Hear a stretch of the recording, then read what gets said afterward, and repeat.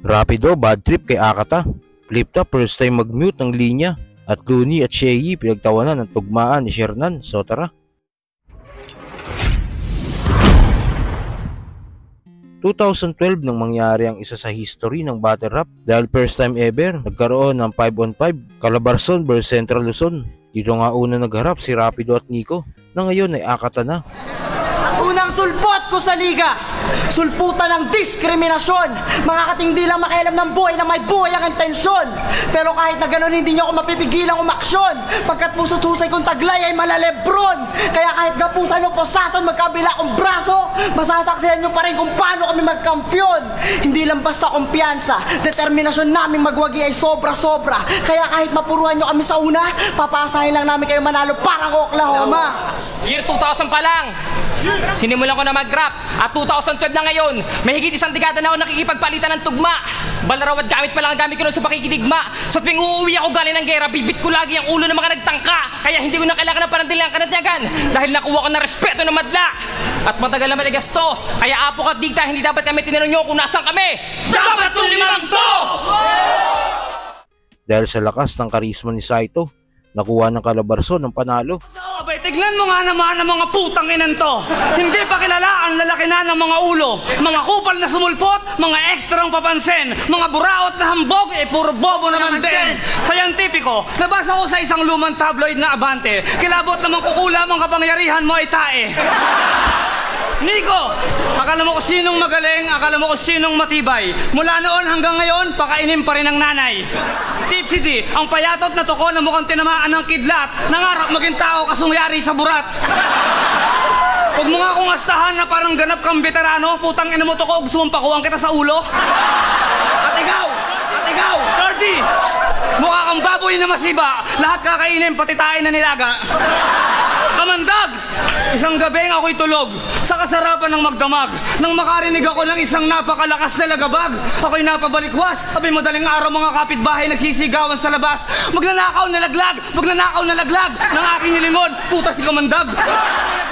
Magnanakaw na laglag ng aking nilingon, puta si Kamandag. Nalaglag mula sa mataas sa palapag. Sabi una raw likod, ba't mukha mo yung basag?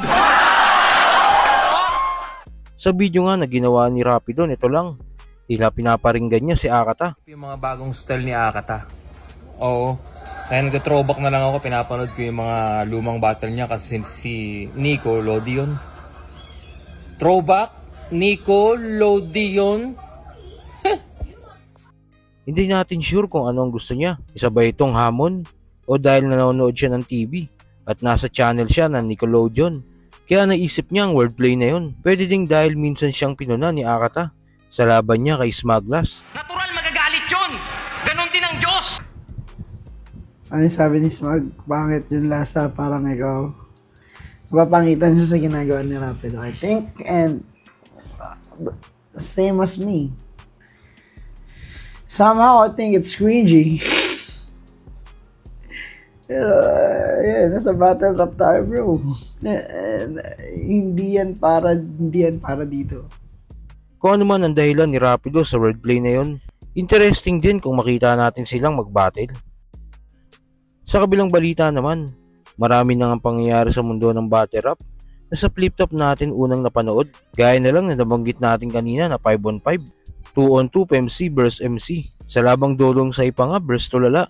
Sa round 3 nga ni Dodong Saipa, tila may minute ang linya ang flip-top. Hindi ka papatok, akin niyang sinisigurado. Hindi ka mabenta sa tao, hindi ka nag-promote pa nga ni. Shout out 10K yun eh. Oh. Base sa linya ni Dodong Saipa, tila pag-promote ito ng sugal. Sa mga hindi nakakaalam, bawal sa YouTube ang mag-promote ng sugal.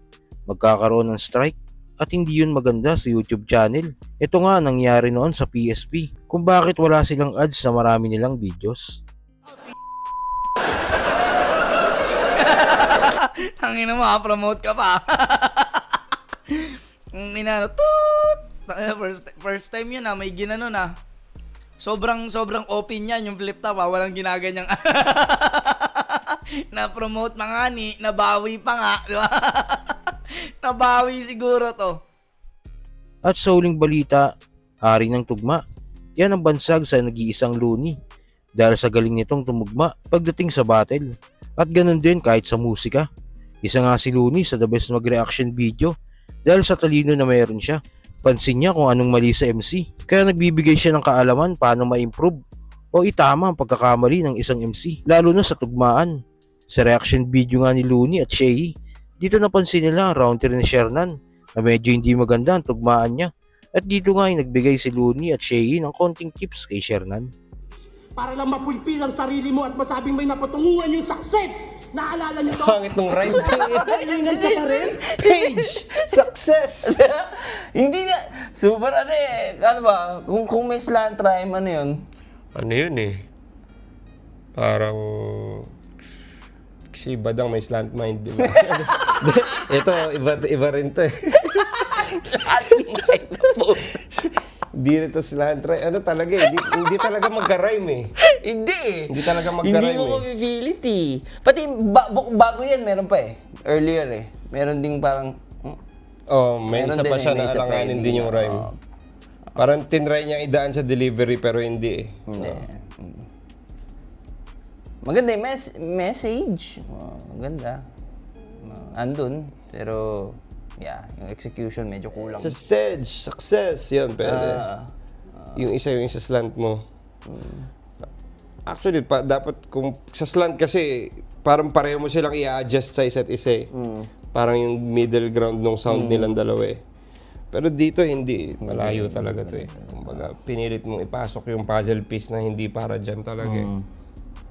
Ginupit mo. Ginupit mo para mag-cash. Ex ka pre, laughter is the best medicine. Kaya kapag ako nagpasaya, euphoria at ecstasy. Iba't ibang angle. Ang nakatutok na bala. Ecstasy. Ex ka pre. Euphoria at ecstasy. Iba't ibang Ecstasy. nakatutok na bala. Ecstasy. Ex Capri. Parang may sinabi si Apex na ganyan eh, kay Sinyo. Ano yun? Inirime mo yung ano? Confetti. Saka, ano yun, ayos ka ba pre? Parang ganun. Parang ganun eh.